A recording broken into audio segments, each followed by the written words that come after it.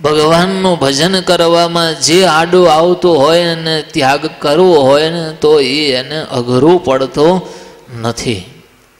મહારાજ કહે છે કે જેને એવું મહાત્મય સમજાઈ ગયું હોય તો લોક લાજનો પણ ત્યાગ કરે, ધનનો પણ ત્યાગ કરે, આબરૂનો પણ ત્યાગ કરે, સ્ત્રી હોય પુરુષનો ત્યાગ કરે ને પુરુષ હોય સ્ત્રીનો પણ ત્યાગ કરી શકે.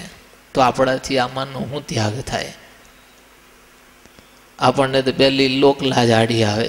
ભગવાન પાસે ઊભા હોય ને બે દંડવટ કરવા હોય તોય આપણને એમ થાય કોક જોઈ જશે. ભગવાન પાસે બે હાથ જોડીને ઊભું રહેવું હોય ને તોય આ જીવને શરમ આવે.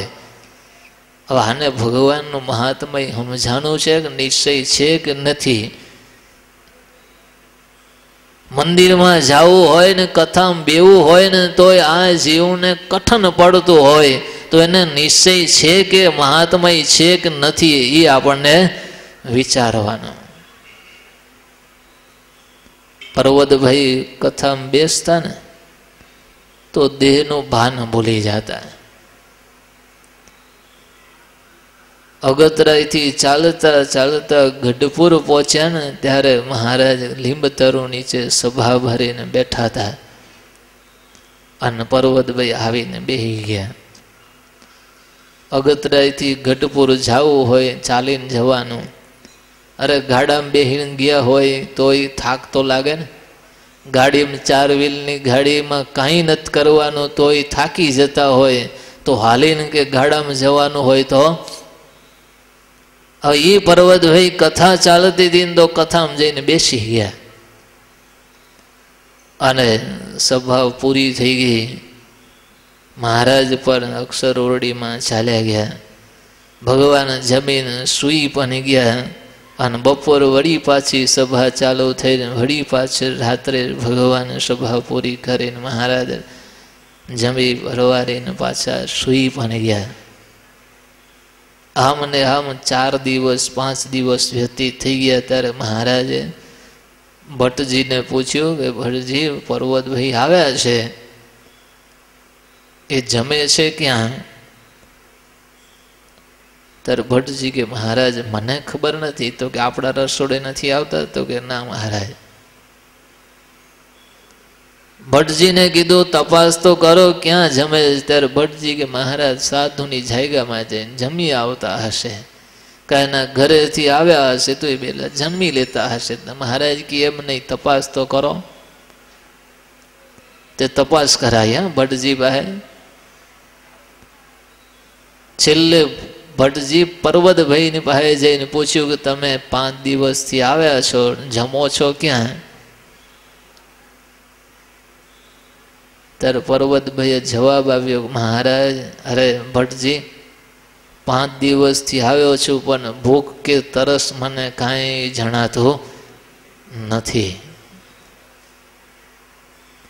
ચાલીને આવ્યા છે એનું દુઃખ પણ નથી અને ભૂખ તરસનું પણ એને ખબર છે નહીં. એટલે આવીને ભટ્ટજીએ મહારાજને કીધું મહારાજ પર્વતભાઈ તો આવું કહે છે કે 5 દિવસથી મને ભૂખ કે તરસ કાંઈ જણાતું નથી. એટલે મહારાજે પર્વતભાઈને બોલાવ્યા.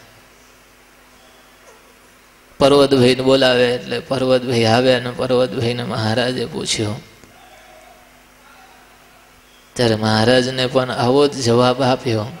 ત્યારે મહારાજે સભામાં કીધું આ પર્વતભાઈની સમજણ જુઓ કે 5 દિવસથી આવ્યા છે પણ એને ભૂખ કે તરસ એવું કાંઈ જ જણાતું નથી. એને અમારી વાતો સાંભળવામાં અમારા દર્શન કરવામાં ભૂખ કે તરસ બધું ભૂલાઈ ગયું છે. એમ આપણને જગત ભૂલાઈ જાય ને તો આપણે જ્ઞાન ગંગામાં નાયા કહેવાય.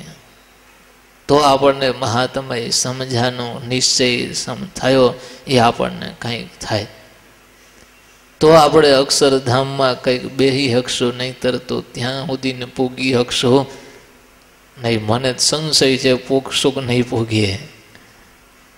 તમને થઈ ગયું હોય તો ઠીક, એવો સંશય રાખવો નહીં.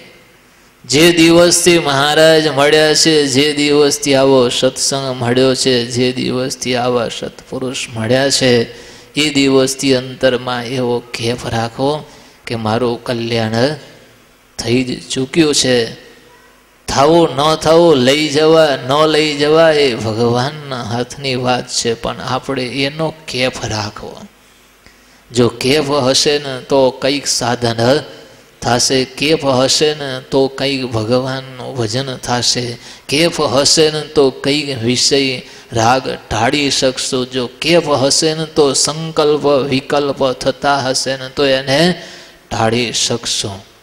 ભજનમાં જો કંઈક વિક્ષેપ કરતા હશે ને તો જો આ ભગવાનનો કેફ હશે, ભગવાનને સત્પુરુષને સત્સંગ મળ્યો છે એનો કેફ હશે ને તો ભજન કરી શકશો. નહીતર તો ઘાટ સંગ આંખો મીચીને બેઠો હોય પણ મંતરમાં તો કંઈક ના કંઈક પર્વત જેવા મોટા મોટા ઘાટ સંકલ્પ ઉઠ્યા કરતા હશે. પણ જો આવો ભગવાન મળ્યાનો કેફ હશે તો એ ગમે એવા ઘાટ થતા હશે ને તો એને આપણે ટાળી શકશું. નહીતર તો ઘાટ ટાળવાની તો બહુ કઠણ છે.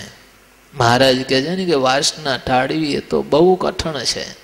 ગુણાતીતાનંદ સ્વામી કહે છે કે આ વાસના એક જન્મની નથી, અનંત જન્મની આ વાસના છે. એ ટાળવી એ ટળે એવી નથી. એ તો ઘણું સાધન કરે તો એ ટળે, એમને નથી ટળે એવી.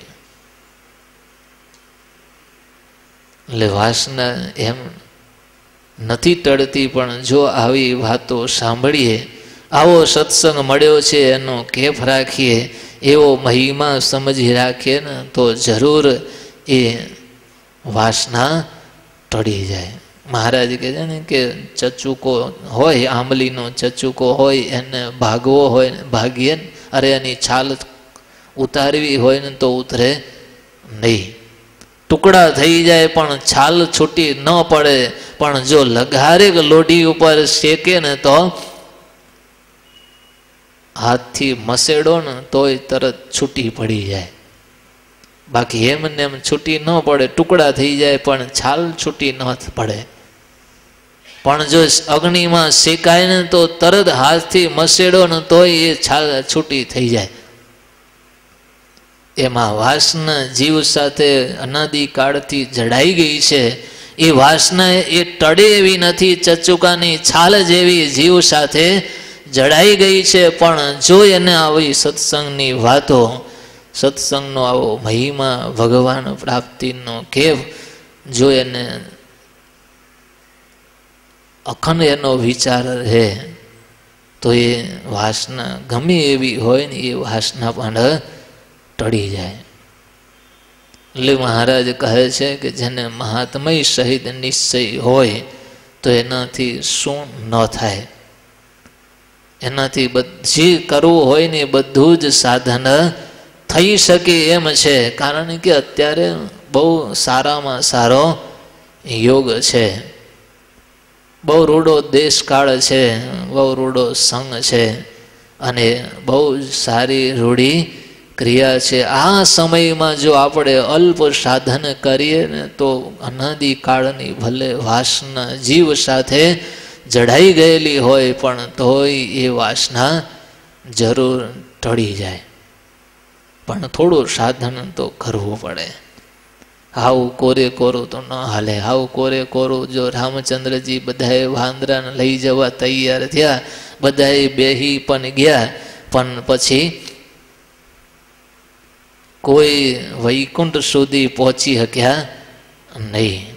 કેમ કે સાધન નહોતું કર્યું. જ્યારે હનુમાનજીએ તો સાધન કર્યું તો એને કારણે ભગવાન રામચંદ્રજીની સાથે હનુમાનજી વૈકુંઠમાં પહોંચી શક્યા, પણ બીજા કોઈ વાંદરા પહોંચી શક્યા નહીં. અને જે જે વિષય દેખાના ને એ વિષયમાં આસક્તિ હતી ને એ વિષય જોઈને કૂદી પડ્યા. એમ આપણે કૂદી પડવું પડે. પણ અત્યારે રૂઢી ક્રિયા છે, રૂડો સંઘ છે, રૂડો કાળ છે, રૂડો દેશ છે. એમાં રહીને જો આપણે ભગવાનની ભક્તિ આવી કંઈક સાધના કરી હશે, કંઈક થોડું અલ્પ સાધન કર્યું હશે ને તો એ આપણી ભલે ગમે એવી જૂની વાસના હોય, અનાદિકાળની હોય, જીવ સાથે ભલે જડાઈ ગયેલી હોય, પણ એ વાસના જરૂર આવી વાતો સાંભળવા માત્રથી આપણી વાસના ટળી જશે, પણ એનું પછી મનન કરવું પડે. એ પર્વતભાઈને ભૂખ તરસ એમને એમ નહોતી જતી રહી. એ ભગવાનના દર્શન કર્યા ને એમાં એની વૃત્તિ એકાકાર થઈ ગઈ. એનું અખંડ ચિંતવન થયા કરતો, ભગવાને જે સભામાં વાતો કરતા હતા ને એ વાતોનો અખંડ મનન નિધિધ્યાસ કર્યા કરતા હતા, એને કારણે ભૂખ કે તરસ હતી ને બધું ભૂલાઈ ગયું હતું. જો મન દઈને તમે બેઠા હશો ને તો અત્યારે ઘર પણ યાદ નહીં આવતું હોય, કે દુકાન ધંધો ઓફિસ પણ યાદ આવતો નહીં હોય, પણ જો મન દુકાનમાં ઓફિસમાં ઘરે હશે તો બધું યાદ આવતું હશે, તો અહીંનું સુખ નહીં આવતું હોય. પણ પર્વતભાઈને સાંભળ્યા પછી, દર્શન કર્યા પછી અખંડ એનું ચિંતવન કર્યા કરતા હતા, એને કારણે ભૂખ તરસ હતી ને એ પણ ટળી ગઈ હતી. એક જ દર્શન કર્યું, એક જ વાતો સાંભળીને તો એમાં પંચ વિષયના સુખ મળતા હતા અને ભૂખ તરસ પણ ભૂલાઈ ગયું. એમ આપણે 3 દિવસ બેઠા હોય ત્યારે આપણને સાચે ભાવથી એકાગ્ર મનથી બેઠા હોય ને તો આપણને એ બધું જ ભૂલાઈ જાય, અને જે વાતો થાય છે ને એનું આપણને સુખ મળે, અને એ સમયે આપણને ખબર પડે કે હજુ મારામાં આટલી વાસના જીવમાં હજુ છે, આટલા દોષ ટળ્યા છે ને હજુ આટલા દોષ ટળવાના મને બાકી છે. એ એકાગ્ર મન વડે કરીને જો આ વાતો સાંભળતા હશો ને તો જ એનો વિચાર આવશે ને તો જ એ ખબર પડશે, બાકી એમને એમ એ ખબર ન પડે.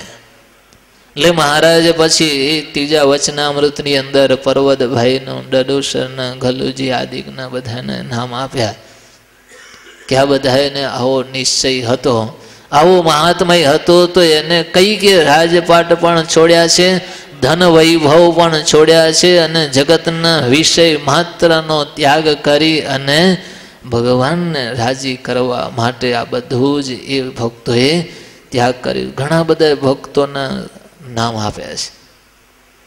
એટલે મહારાજ આપણને સમજાવે છે કે ભગવાનના ભક્તોએ ભગવાનનો યથાર્થ મહિમા સમજાય, યથાર્થ નિશ્ચય થાય ને એવી જીવની અંદર દ્રઢતા કરવી, અને એવી રીતે સત્સંગ કરવો, એવી રીતે જ્ઞાન ગંગામાં નાહવું કે જેથી કરીને આપણને યથાર્થ નિશ્ચય થાય, યથાર્થ ભગવાનનો મહિમા સમજાય, તો એના વડે કરીને આપણા જીવની અંદર રહેલું અનાદિકાળનું જે અજ્ઞાન છે એ અજ્ઞાન ટળી જાય. પણ મહારાજે પણ વચનાવૃતમાં કહે છે કે આવો સત્સંગ રૂડો મળ્યો છે, આવો દેશકાળ, આવા યોગની અંદર જો આપણે આપણી વાસના ન ટાળી તો પછી બીજું એવું કયું સાધન કે બીજું સ્થાન ક્યાં મળશે કે આપણી એ વાસના ટળશે. અને ભગવાનનો સુખ પણ આવા સ્થાનમાં, આવા યોગમાં કે આવા સંગમાં જો રહેશો ને તો જ એ ભગવત સુખ પ્રાપ્ત થાય. બાકી જગતની અંદર દ્રષ્ટિ કરો તો જ્યાં જ્યાં દ્રષ્ટિ કરશો ને ત્યાં એકલો કળિયુગ જ છે, એકલા વિષય પ્રધાન જ છે. પણ આવા સાચા સત્પુરુષ અને આવા ભગવાનના સાનિધ્યમાં જો આપણે દિવસ વ્યતીત કરશું તો આપણને સાચું સુખ મળશે. આના સિવાય કોઈ ઉત્તમ સ્થાન છે જ નહીં કે આપણા અંતરની અંદર રહેલું જે અજ્ઞાન છે એ અજ્ઞાન આપણે ટાળી શકીએ, અને ભગવાનનું સુખ છે ને એ બીજી કોઈ જગ્યાએ મળે એમ નથી. એક સાચા સંતની પાસે અને ભગવાન સિવાય બીજે ક્યાંય સાચું સુખ નથી. એટલે કીધું ને કે કા હરિ સુખ, હરિ કે ચરણ મેં કા સંતન કે માય, બીજે ક્યાંય સાચું સુખ નથી. એટલે આવો આપણને ઉત્તમ યોગ, ઉત્તમ સ્થાન આપણને મળ્યું છે, તો આપણા જીવમાં જે કાંઈ કસર હોય, જે કાંઈ અજ્ઞાનતા હોય એ અજ્ઞાનને કસરને ટાળી અને ભગવાનનો મહિમા યથાર્થ સમજાય એના માટે રાત દિવસ જો આપણે સાધન કરશો, આવો નિત્ય અભ્યાસ રાખશો, નિત્ય એનો મનન નિધિધ્યાસ કરશો, અખંડ કથા વાર્તા આદિકનો યોગ રાખશો ને તો આપણને ભગવાનનો યથાર્થ મહિમા સમજાશે અને યથાર્થ નિશ્ચય થશે. અને જ્યારે એવો નિશ્ચયને મહિમા સમજાશે ત્યારે હમણાં કીધું ને કે ચચુકાને અગ્નિ પર લગાડ શેકોણ તો છાલ છૂટી પડી જાય, એમ આપણી પણ અનાદિકાળની જે અજ્ઞાન છે, જે વાસના છે ને એ ઓટોમેટિક એ બધી જ વાસના ટળી જશે. પણ નિત્ય એને કથા વાર્તાનો અભ્યાસ રાખવો પડશે. આવા સત્પુરુષનો એનો સંગ યોગ એને રાખશે ને તો જરૂર એ કાર્ય સિદ્ધ થઈ જશે. માટે આવી શિબિરમાં અને આવી કથા વાર્તાની અંદર નિત્ય અભ્યાસ રાખજો, જેથી કરીને આપણો આ જ્ઞાન યજ્ઞ ચાલે છે એ સાર્થક થાય. શિબિરમાં આવ્યા છે એ પણ આપણી સાર્થક થાય. સહજાનંદ સ્વામી મહારાજ. ભક્ત વત્સલદાસજી સ્વામીએ ભગવાનના મહિમાની અને જીવને મોહ નિંદ્રામાંથી જાગી અને સતત ભગવાનમાં લાગ્યા કરવાની ઘણી વાતો કરી. ભાગ્યશાળી તો ભક્તો આપણે ખૂબ છીએ કે જેથી કરીને આવા દિવ્ય સત્સંગની અંદર પ્રતીતિ આવી અને આવી રીતના સતત કથા વાર્તા ભજન ભક્તિ દેવ દર્શનનો લાભ આપણે લઈ રહ્યા છીએ. ખરેખર આપણા મોટા ભાગ્ય છે. ધામો ધામથી સંતો પધારી અને બધાય સંતોએ આપણને કાંઈક ને કાંઈક શીખવાડી ગયા. મહારાજ કહેતા કે દત્તાત્રેયની જેવી જેને ગુણ ગ્રાહક દ્રષ્ટિ હોય ને એ સત્સંગમાં દિન પ્રતિદિન વૃદ્ધિને પામતો જાય. એમ જે સંતોમાં જે પ્રધાન ગુણો હતા એ વાતો સંતોએ સંભળાવી, એને ગુણ ગ્રાહક દ્રષ્ટિ રાખી અને પોતાના આત્મા કલ્યાણની વાત છે એમ સમજી એ પ્રમાણે વર્તવા માટે વિશેષ ને વિશેષ પ્રયાસ કરવા. હવે આપણે અહીં કને ગાંધીનગરની અંદર નિવાસ કરતા એવા પરમ ભગવદીય ગોવિંદભાઈ રાઠોડ એ અહીં પધારી અને પ્રાસંગિક પ્રવચન આપશે. પરમ ભગવદીય ગોવિંદભાઈ અવતારના અવતારી, સર્વ કારણના કારણ, સર્વ સુખના નિધિ, આપણા સૌના ઈષ્ટદેવ એવા સ્વામિનારાયણ ભગવાન, એવા ભગવાનને અખંડપણે ધારી રહેલા આપણા સૌના ગુરુદેવ પરમ પૂજ્ય ધ્યાની સ્વામીશ્રી, બ્રહ્મનિષ્ઠ સંતો, વાલા શિબિરાર્થી ભાઈઓ, 3 દિવસથી આજે જ્ઞાન સત્ર ચાલી રહ્યું છે એનો આપણે સૌ અહીં લાભ રહી રહ્યા છીએ. આ સ્વામિનારાયણ ભગવાનનો અવતાર, સ્વામિનારાયણ ભગવાને પોતે કહ્યું છે તેમ જે આ મારો અવતાર છે એ જીવનું મૂળ અજ્ઞાન દૂર કરવા માટે થયો છે. બીજા અવતારો કરતાં આ ભગવાન પોતે અવતારી થઈને આવ્યા અને આમાં વિશિષ્ટ કાર્ય ભગવાને પોતે હાથ ધર્યું. એની જીવનું મૂળ અજ્ઞાન દૂર કરવા માટે જે એમણે જે કંઈ પ્રયત્નો કર્યા, મંદિરો કર્યા, સંતો કર્યા અને ત્યાંથી 500 પરમહંસને લાવ્યા, એ બધાનો જે એનો હેતુ એ હતો કે મારા ગયા પછી, મારા સ્વધામ પધાર્યા પછી પણ આજે મારી પ્રણાલી છે એ ચાલુ રહે અને જેથી કરીને દરેકે દરેક હરિભક્તને અને મુમુક્ષુઓને એનો લાભ મળતો રહે. એના ભાગરૂપે અત્યારે આપણે જોઈએ છીએ કે ત્યાંની સ્વામી શ્રી પૂજ્ય પોતે એ જ કાર્ય અત્યારે પોતે અને સંતો દ્વારા કરાવી રહ્યા છે. એટલે મૂળ જે ભગવાનનું જે કાર્ય છે એ આવી શિબિરો દ્વારા થાય છે. એ આ શિબિરની ઉપયોગિતા છે. આપણે જોયું કે આ સંતોએ આપણને ભગવાનના આમાં મૂળ વસ્તુ શું છે કે ભગવાનનું મહિમા, સંતોનો મહિમા, શાસ્ત્રની સાચી સમજણ એ આપવા માટે આ શિબિરો યોજાય છે. આખું વર્ષ આપણે મહેનત કરીએ, ભજન ભક્તિ કરીએ, પણ વર્ષ દરમિયાન કેટલી કચાશ રહી જતી હોય, કેટલી આપણી ભૂલો પણ થઈ જતી હોય. શું ભૂલો થાય છે એનું નિવારણ, એ પ્રશ્નોનો જવાબ આવી શિબિર દ્વારા મળે. આપણે એક વ્યક્તિ એક સંત પાસે જઈ શકીએ, વાતો કરી શકીએ નહીં, અને ઘણી વાત આપણા મનમાં રહેતી હોય પણ પૂછી શકતા ન હોઈએ. ઘણી વખત આપણા મનમાં અમુક પ્રશ્નો ઉદ્ભવતા પણ ન હોય. એવા જે પ્રશ્નોના જવાબ છે એ આવી શિબિર દ્વારા આ સંતો પોતાના પ્રવચનોમાં આપણને આપે છે. અને આપણને આ 3 દિવસ દરમિયાન ઘણું બધું એમણે પીરસ્યું. કેટલી બધી મહેનત આ સંતો કરે છે એ આપણને એના ઉપરથી ખ્યાલ આવે. સતત પ્રયત્ન, સતત અભ્યાસ, તે સિવાય શક્ય નથી. એ આપણે એમના દ્વારા આપણે શીખવા મળે છે. કદાચ આપણે એના જેટલું ન કરી શકીએ પણ આપણે એમનામાંથી શીખીને ઘણું બધું કરી શકીએ. આપણી જે કચાશ રહેતી હોય તે આપણે દૂર કરીએ અને અવારનવાર જે શિબિરો યોજાતી હોય એનો આપણે લાભ લઈ અને જેમ બને તેમ આપણી કચાશ દૂર કરી અને ભગવાન અને મોક્ષ માટેના, મોક્ષનું દ્વાર ઉગાડું થાય એ માટેના જે આપણે પ્રયત્નો આપણે કરતા રહીએ તો એને કારણે એ જ આ શિબિરની સાર્થકતા ગણાય.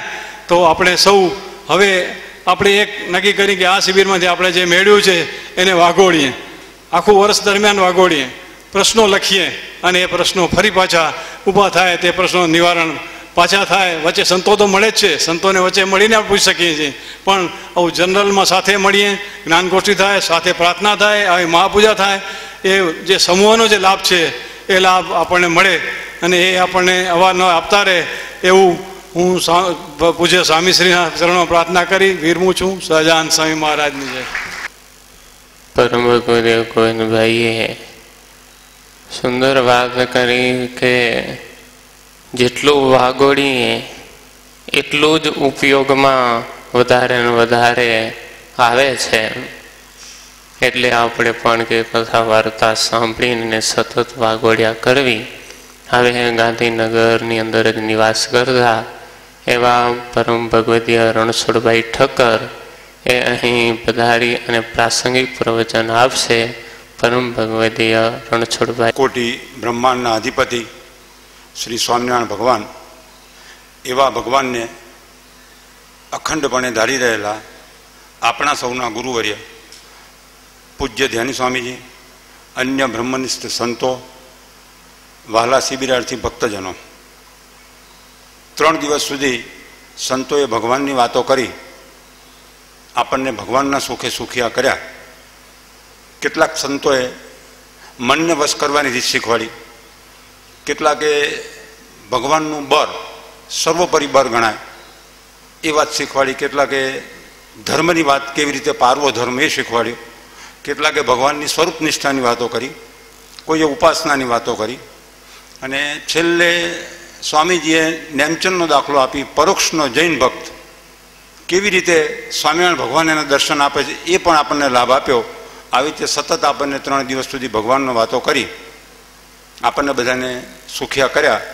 તો એ સંતોના આપણે ગુણગાન ગઈએ તો એ યોગ્ય કહેવાય. આજે તો મહારાજે મધ્યના 13મા વચનામૃતમાં એક જ લીટીમાં એનો સારાંશ છે કે ભગવાનના સ્વરૂપને જાણવામાં આવે તો વિના પ્રયાસે વિષયને જીતી શકાય છે અને અખંડ ભગવાનની મૂર્તિ દેખાય છે. અને મધ્યના 14માં લખ્યું છે મહારાજે કે પ્રત્યક્ષ ભગવાનની નિષ્ઠા એટલે નિર્વિકલ્પ સમાધિ થઈ એના બરોબરની વાત છે. આવી વાતો આપણને જાણવા મળે. ભગવાનના સ્વરૂપને આપણે કેવી રીતે જાણી શકીએ? તો અંત્યના 39મા વચનામૃતમાં મહારાજે કહ્યું છે કે તમારો એક હાથ કપાઈ ગયો હોય, અથવા તમે કેન્સરથી પીડાતા હોય, અથવા તમે કરોડપતિ હોય, રાત્રે સૂઈ જાઓ ત્યારે તમને ખ્યાલ રહેતો નથી કે હું કોણ છું, તો એ મહારાજની યોગ કરા કહેવાય. આવી જેને ભગવાનના સ્વરૂપની નિષ્ઠા થઈ જાય શાસ્ત્ર દ્વારા, સંતો દ્વારા, એને ક્યાંય વિષય કોઈ દિવસ આડા આવતા નથી. આ જ વાત મહારાજે પ્રથમના 58મા વચનામૃતમાં કરી. મુક્તાનંદ સ્વામી મહારાજને પ્રશ્ન પૂછે છે કે હે મહારાજ, ભગવાનના ભજન સ્મરણ કરવા બેસીએ ત્યારે ભજન સ્મરણનું રજોગુણ અને તમોગુણના વેગ આવે છે, એટલે જોઈએ એવું સુખ આવતું નથી. એનું કારણ શું? તો મહારાજ કે એ તો એનું કારણ તો ગુણના વેગ છે. તો કેવી રીતે ટરે? એમ કે તો મહારાજ કે એના 3 કારણ છે. એક તો દેહ, બીજો કુસંગ અને ત્રીજો પૂર્વના મલિન સંસ્કાર. ત્યારે મહારાજ કે દેહના યોગે કરીને રજોગુણ અને તમોગુણના વેગ જો આવતા હોય તો એ આત્મા અને અનાત્માનો વિચાર કરે તો ટરે. કુસંગના યોગે કરીને જો વિચાર આવતા હોય રજોગુણ અને તમોગુણના તો સંતના સંગે કરીને ટરે. અને પૂર્વના મલિન સંસ્કાર હોય તો મહારાજ કે એ ટરે નહીં. ત્યારે આનંદાનંદ સ્વામી પ્રશ્ન પૂછે કે મહારાજ એ કેવી રીતે ટરે? ત્યારે આનંદાનંદ સ્વામીનો મહારાજ જવાબ આપે છે કે એ તો મોટા પુરુષ એમ કે રાજી થાય તો એ પૂર્વના મલિન સંસ્કાર ટરે, માથે કોઈ મોટું વિઘ્ન આવવાનું હોય તો પણ ટરે, અને રંક હોય તો રાજા થાય. ત્યારે ફરીથી આનંદાનંદ સ્વામી બીજો પ્રશ્ન પૂછી નાખે છે કે મહારાજ મોટા પુરુષ એમ કે કેવી રીતે રાજી થાય? તો એના ઉત્તરમાં શ્રીજી મહારાજ કહે છે કે મોટા પુરુષની આગળ નિષ્કપટપણે વર્તે, કામ, ક્રોધ, લોભ, ઈર્ષા છોડવાનો પ્રયત્ન કરે, માન દેહમાં ટરે ભાવે રાખે, ટરે ભાવે માન રાખે અને સર્વને નમતો રહે. તો મહારાજ કે ધીરે ધીરે એ મોટા પુરુષ એના ઉપર બહુ રાજી થાય અને આ રાજી કરવાની રીત શીખવાડે છે.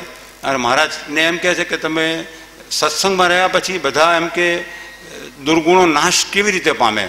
તો મહારાજ એને ઉત્તર કહે છે કે મોટા પુરુષ હોય એને જો કોઈ નિષ્કામી સમજે તો દિવસે દિવસે એના સત્સંગમાં વૃદ્ધિ થતી જાય.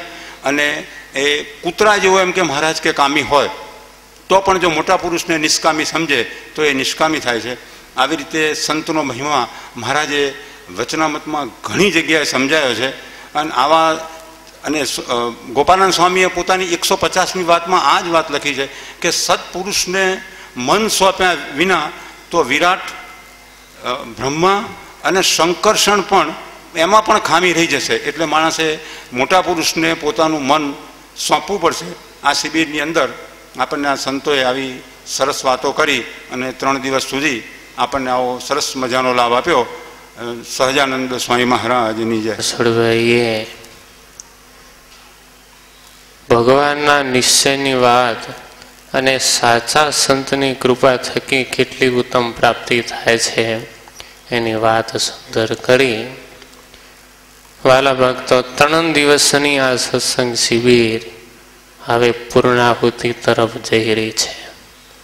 આમ તો ભક્તિની ક્યારે પૂર્ણાહુતિ થાય જ નહીં, કારણ કે નરસિંહ મહેતા જેવા ભગવાન પાસે ભક્તિ માંગે છે કે હે પ્રભુ, જન્મો જન્મ મને અવતાર દેવો. ભગવાનનો ભક્ત જન્મો જન્મ અવતાર માંગે છે. શા માટે? નિત્ય ભગવાનના દર્શન, કીર્તન, કથા, વાર્તા એ થાય તો ભક્તિની પૂર્ણાહુતિ તો કેમ થઈ શકે? પણ આજે આપણે ભક્તિની પૂર્ણાહુતિ એક વ્યવહારિક દ્રષ્ટિએ કરી, પણ એને એમ કહેવાય કે ભક્તિની હવે શરૂઆત કરી. 3 દિવસ સુધી જે કાંઈ સાંભળ્યું છે, જે કાંઈ એમાંથી સાર ગ્રહણ કર્યું છે એને જીવન સાથે વણી લઈએ. એના માટે મુમુક્ષુની એ ફરજ છે કે 3 દિવસમાં મેં શું પ્રાપ્ત કર્યું, હવે મારે કેમ જીવન જીવવું.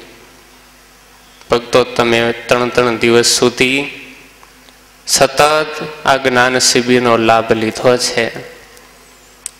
સ્વામી શ્રી અથાગ દાખલો કરી આવા શિબિરના આયોજનો કરે છે. સંતો પણ ધામધામથી પધારી ખૂબ મહેનત કરી અને તમને સારામાં સારી ભગવાનની વાતો સંભળાવે છે.